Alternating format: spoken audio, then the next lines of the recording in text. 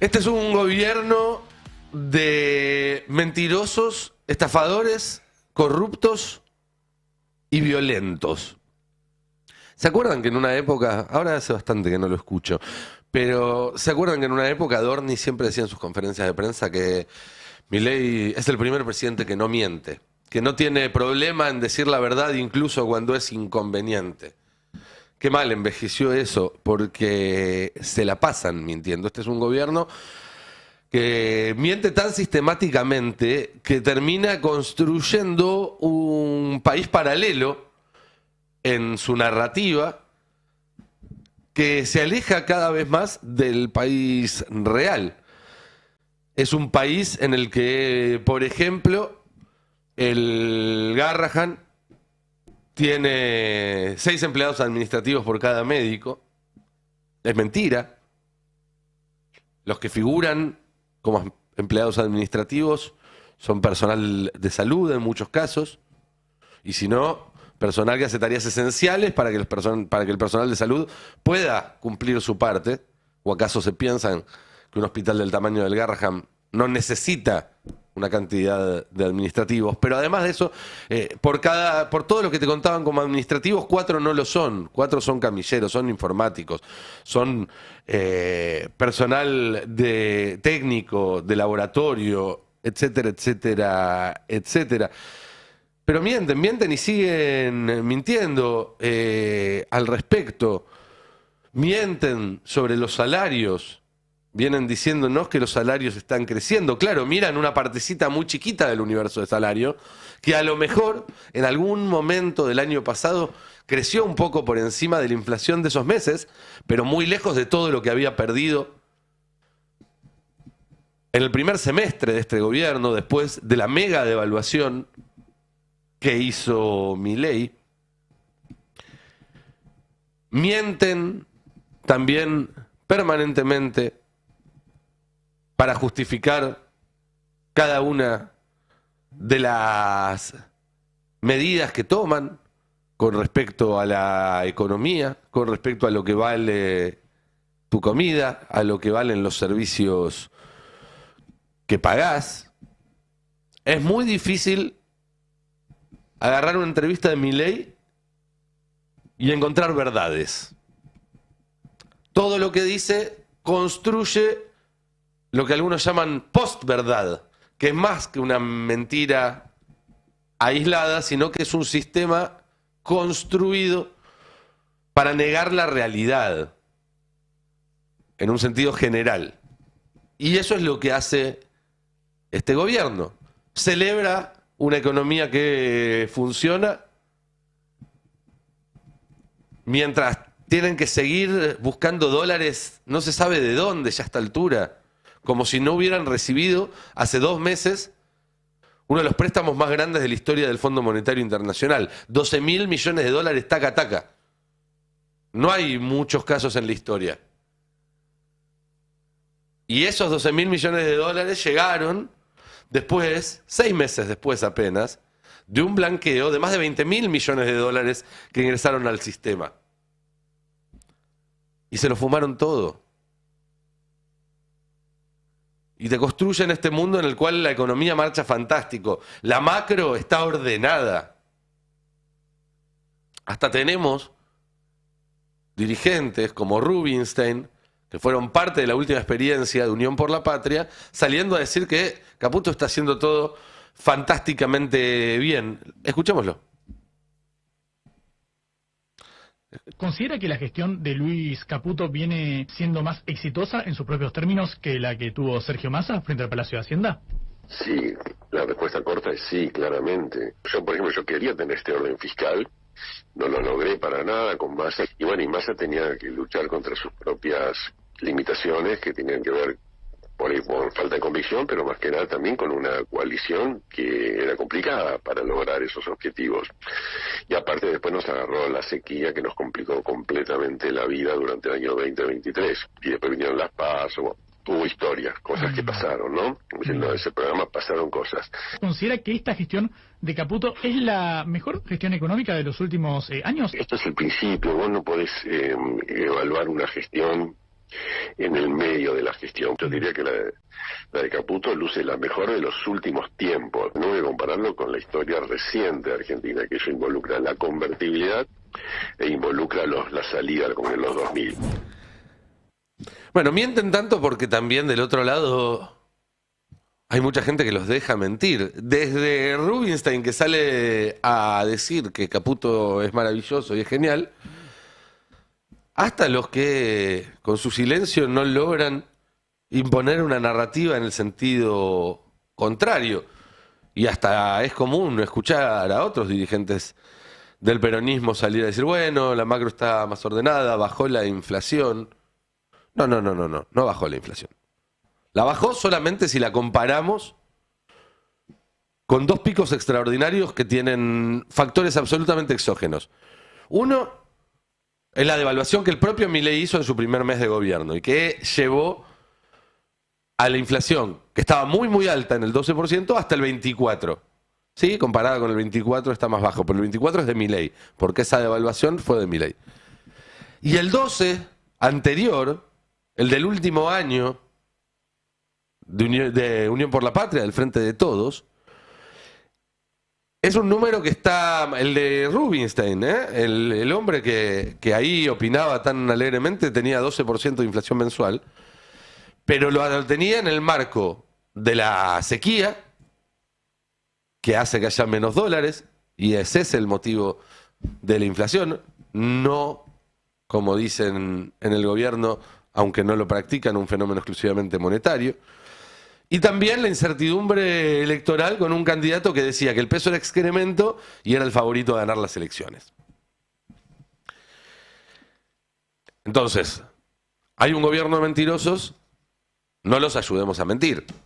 Como decía el filósofo contemporáneo Homero Simpson, Marx, para mentir hacen faltan dos, uno que mienta y otro que le crea.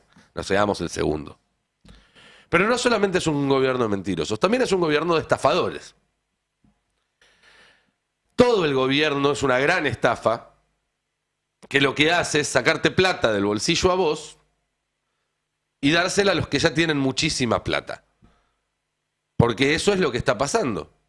Eso es lo que está pasando cuando la inflación se come tu sueldo todos los meses y sin embargo los que tienen platas extra para salir a comprar dólares los puede comprar barato. Lo único que hay barato son dólares. Todo lo demás está caro. La comida está cara, la luz está cara, el agua está cara, el colectivo está caro, el alquiler está caro, la ropa está cara.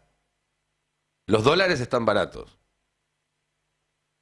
¿Y eso a quién beneficia? Bueno, el otro día un amigo me decía, justo ahora que el dólar está barato, a mí no me sobra ni un mango para ahorrar dólares. Date cuenta, le contesté yo. Es exactamente el plan del gobierno. Es más, el dólar está planchado porque vos no podés ir a comprarlo. Porque si vos, y vos, y vos, y yo, y todos los que estamos acá, tuviéramos un mango a fin de mes para ir a comprar dólares, el dólar estaría más alto porque habría mayor demanda. Y el dólar bajo es una estafa, decíamos, es un gobierno de estafadores, y el dólar bajo es una estafa, y es una estafa que se parece mucho a un Ponzi. ¿Por qué? Porque funciona mientras haya gente que siga apostando al precio de ese dólar. Y eso ¿quién lo hacen en este momento? Los que vienen de afuera a hacer la bicicleta, que creen que el dólar va a seguir pisado, va a seguir igualmente bajo, y entonces vienen, hacen un interés en dólares extraordinario y se van. ¿Cuál es el problema? Que cuando todos se vayan no hay dólares para todos. Entonces los primeros que se vayan, los que tienen información privilegiada, se van a llevar esos dólares con sus ganancias extraordinarias y el resto va a quedar con el culo al aire. Ya pasó en la Argentina una vez, terminó en un corralito. Y todas las trabas que se pusieron durante 20 años para que no vuelva a pasar las está desarmando este gobierno. Pero además es una estafa, no solamente el dólar planchado, sino todo el esquema de deuda de Caputo, que es lo que sabe hacer y para lo cual fue convocado este gobierno.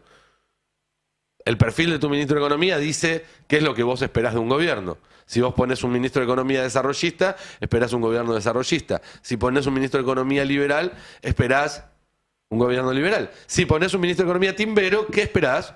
Bueno, un gobierno timbero, un gobierno que además timbea con las cartas marcadas. Y digo que todo el sistema de deuda de Caputo es una gran estafa, porque esa deuda la toma la Argentina y se hace cargo la Argentina, pero no repercute en favor de la Argentina ni se utiliza para nada bueno para la Argentina. Eso vale tanto para la deuda del FMI, que se usa para dar salida a otros capitales, algo que reconoció el propio Macri en su momento, cuando dijo que le dieron ese préstamo para que los bancos pudieran sacar los dólares.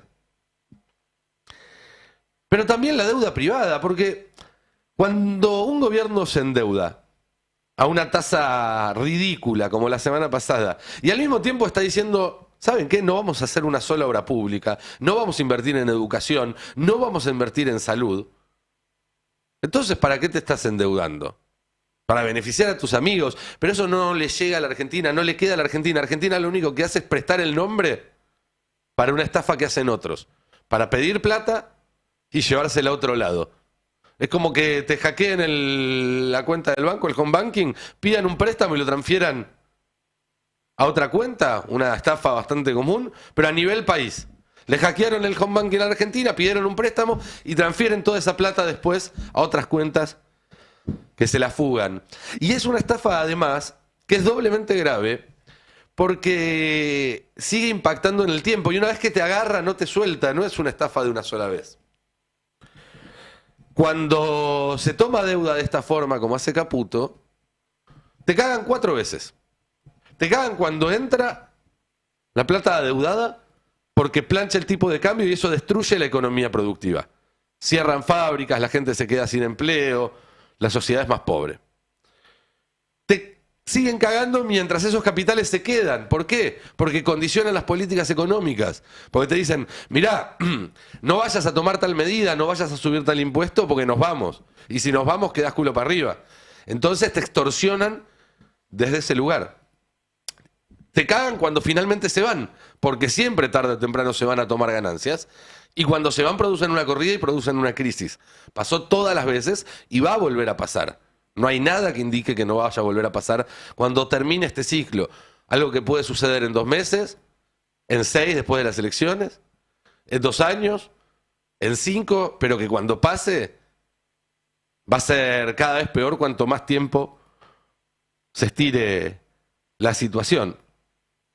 Y obviamente una vez que se fue, te cagaron porque dejan un país arrasado. Un país que termina siempre mucho peor que lo que estaba cuando comenzó el ciclo de deuda. Y eso tiene que ser una luz roja porque este ciclo de deuda arranca con la Argentina y los argentinos en un nivel mucho más bajo que ninguno de los anteriores. Cuando se empezó a endeudar Caputo con Macri la vez anterior estábamos mucho mejor. Nuestros salarios alcanzaban para mucho más. El PBI argentino era más grande. Y miren cómo terminamos. Cuando empezó el ciclo de deuda de Menem, estábamos en una situación hasta más sólida que tenemos ahora los argentinos. Entonces ahí vamos a terminar. Y si hablamos además de estafas, no puedo dejar de mencionar la estafa Libra, que sigue teniendo noticias. Como dijimos nosotros muchas veces, esto a Milei lo va a acompañar durante toda su presidencia y el día que deje de ser presidente van a empezar sus problemas. Porque no va a ser fácil zafar de esto, porque dejó todos los dedos pegados, él y los dejó Karina. Y hubo varias novedades esta semana, en los últimos días. Por un lado, la justicia de Estados Unidos que ordenó congelar una cantidad enorme de plata, casi 200 millones de dólares, vinculados a billeteras que participaron de la estafa Libra. Y es cierto que es una causa en la cual formalmente hoy no aparece Milei ni Karina entre los acusados. Esta fue una decisión del bufete de abogados norteamericano, neoyorquino, porque claro, querellar contra un jefe de Estado extranjero le trae al juicio una serie de complejidades que ellos no quieren afrontar porque lo que quieren es que sus clientes cobren pronto. Pero ojo, porque la investigación está en curso y si la investigación encuentra elementos contra Milei, y los va a encontrar, puede incluirlo en la investigación sin necesidad de que haya un querellante que lo pida, simplemente porque cometió delitos de carácter público. Y si hablamos de Libra, hablamos de corrupción. Y yo no me voy a cansar de decirlo para tratar de combatir un lugar común que trata de imponer este gobierno y que es mentira, que es que este es un gobierno no corrupto contra una casta corrupta. Y no solamente es mentira, este es el gobierno más corrupto, de la Argentina, por lo menos del siglo XXI. Porque en solamente un año y medio, si uno se fija la cantidad de denuncias que recibieron por casos de corrupción flagrante, superan las que recibió el kirchnerismo en 12 años, las que recibió el macrismo en sus 4 años incluso. Recordemos que hay una fila así de larga de personas de la Argentina y del exterior vinculadas con la política y no vinculadas con la política, que contaron que Milei pide plata para tener una reunión, sacarse una foto, recibirlos en una cena. Una lista así de larga, que va desde el orfebre Pallarols y el falso ingeniero Juan Carlos Bloomberg hasta tipos que tienen miles de millones de dólares en sus cuentas en Estados Unidos porque inventaron alguna de las tecnologías de blockchain que hoy están a la vanguardia, que no tendrían ningún motivo por los cuales salir a contar en público que les pidieron plata a cambio de reunirse con Milei, y sin embargo lo hicieron. O investigaciones de medios internacionales súper prestigiosos, como la agencia Bloomberg, que también da cuenta de testimonios sobre los pedidos de coimas para reunirse con Milei. Pero hay una diferencia además, porque a diferencia de lo que pasaba con el gobierno de Néstor, con el gobierno de Cristina, e incluso con el gobierno de Macri, las denuncias de corrupción ahora no vienen porque le pasaron una carpeta por abajo de la puerta Carrió, porque salió un diputado opositor a denunciarlo. No. La mayoría de las denuncias vienen de gente que formaba parte de la Libertad Avanza. Gente a la cual le dieron un cargo porque compró un lugar en las listas y no entró, porque puso plata para la campaña, y que ahora, como no le cumplieron parte de lo que le habían prometido, porque les piden que firmen papeles que son ilegales, porque les piden el 10% de sus salarios para financiar quién sabe qué cosa, porque les piden que contraten a prestadores que no son los adecuados simplemente por algún tipo de favor, están saliendo a decir, che, acá hay corrupción. Y tenemos por lo menos media docena de casos en el PAMI, tenemos por lo menos media docena de casos en la ANSES, que tienen cientos de oficinas en todo el país. Con lo cual probablemente eso se multiplique y estemos hablando de decenas de casos de corrupción, de algo sistemático. Y si bien no podemos decir que cada uno de esos casos de corrupción fue ordenado desde la Casa Rosada por Javier Milei o por Karina Milei, porque sería hacer lo mismo que nos quejamos que hacen con Cristina, no hay manera de saber si hubo realmente una estructura piramidal sin investigarlo, que es lo que no está haciendo nadie. Lo que sí podemos decir es que el ejemplo muchas veces da la pauta. Y que, obviamente, si el tercer concejal de Colonia Vela tiene un carguita en el PAMI que le permite rascar algo, y mira para arriba, y ve que el presidente cobra cifras en dólares de 5 o 6 cifras a cambio de una reunión, que se prende en una estafa global, que los referentes más importantes en la Cámara de Diputados también tienen denuncias de corrupción. Bueno, obviamente van a mirar y van a decir, matanga, yo voy a tratar de hacer lo mío. Y así es como se va imponiendo un esquema corrupto que termina tomando todas las instituciones del Estado. Muy parecido a aquellos que proyectaban contra el peronismo, los mismos que ahora callan, los mismos que ahora no hacen nada y que se abren la boca es para replicar las mentiras del gobierno, como por ejemplo los que cuentan sobre el Garrahan. Dijimos mentirosos, estafadores, corruptos y violentos. Y esta última creo que no hace falta ni explicarla, porque lo vemos todos los miércoles con los jubilados, porque lo vemos en la retórica permanente del presidente, de sus colaboradores, de sus patotas en las redes. Miren, este fin de semana el presidente estuvo hostigando a un chico de 11 o 12 años que además sufre autismo. Ahí lo vemos compartiendo en Instagram un tuit de uno de los Usina, hombre gris XD. No es un militante, no es que compartió el tuit de un militante, compartió el tuit de un empleado.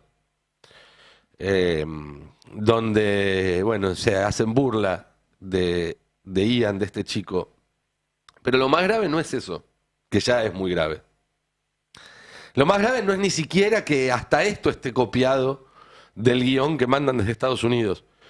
Porque esta idea de que los autistas no pagan peaje y la gente sí, es algo que decía Robert Kennedy, el ministro de Salud que estuvo la semana pasada acá, que es antivacunas y demás.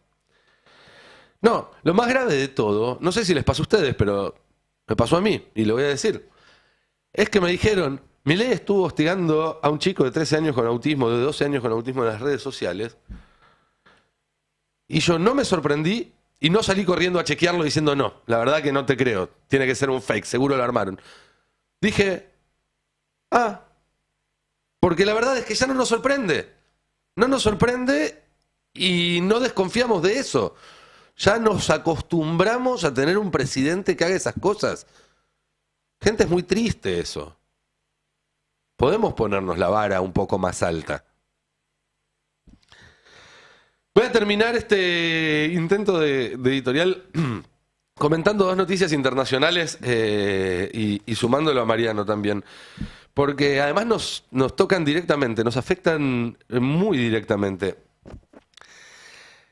La primera más que la segunda, incluso diría. Pero se supo hace unos días que Donald Trump va a avanzar con Palantir, que es una empresa informática contratista que tiene contratos con el sistema de inteligencia de Estados Unidos, y no solo de Estados Unidos, es una empresa que está colaborando con el ejército israelí en el genocidio de Gaza también.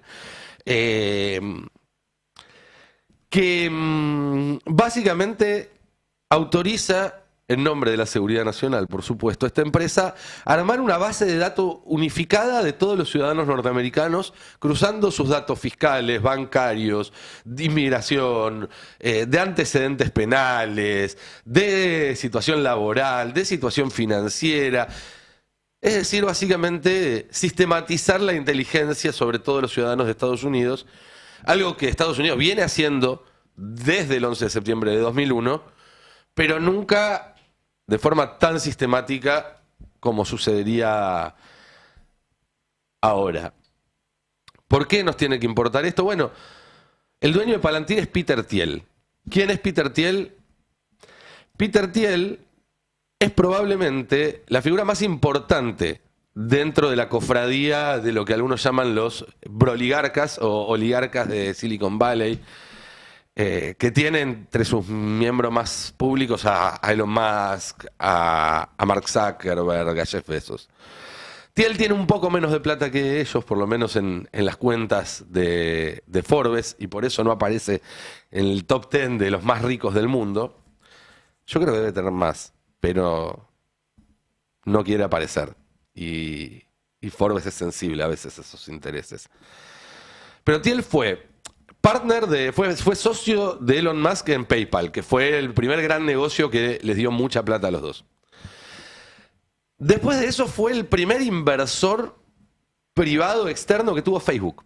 En el año 2004, 2005 creo, le puso, como si yo te dijera, $10.000 a Mark Zuckerberg.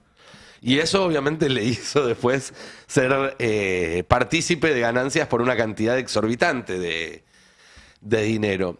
Y siempre se dedicó a buscar emprendedores que iniciaran este tipo de startups que después se volverían muy poderosas a través de una institución que se llama la Thiel Fellowship, que es como una especie de beca, que él le da justamente a personas que tengan este tipo de startups, de empresas digitales. Hay un dato extraordinario. El 5% de los que recibieron estas becas y formaron parte de este programa, hoy tienen más de $1.000 millones. Hoy forman parte de esa elite de supermillonarios. 1 de cada 20 de los que recibieron esas becas, lo cual da cuenta de la influencia que tiene Thiel en ese sector, de que es la gente más poderosa del mundo. Thiel, esto lo contamos varias veces acá, pero no está de más repetirlo, estuvo 2 veces en la Casa Rosada desde que asumió Javier Milei. Tuvo 2 reuniones con Javier Milei, de las que participó el actual embajador argentino en Estados Unidos, Alex Oxenford, eso. Perdón, se me confunde con el DJ, con Oakenfold. Entonces siempre se me cruzan, perdón. Pero bueno, lo cual da cuenta también de lo directo que es el vínculo político, o de lo cercano que es el vínculo político con la Casa Blanca a través del embajador y la Secretaría de Estado, y el vínculo político con Silicon Valley a través de esta misma persona. Thiel también es, y con esto ya le abro un poco el juego a Mariano para ver cómo esto también hay que pensarlo en el marco del nuevo Plan Nacional de Inteligencia en la Argentina y demás, pero Thiel es, además, un intelectual de esta nueva oligarquía de supermillonarios, que ha escrito ensayos, que ha dado entrevistas que se leen como si él fuera un gurú, y donde él básicamente plantea que la libertad es incompatible con la democracia. Lo que yo siempre les digo, que el anarcocapitalismo lo que busca es liberar al capital, como su nombre indica, y no a las personas.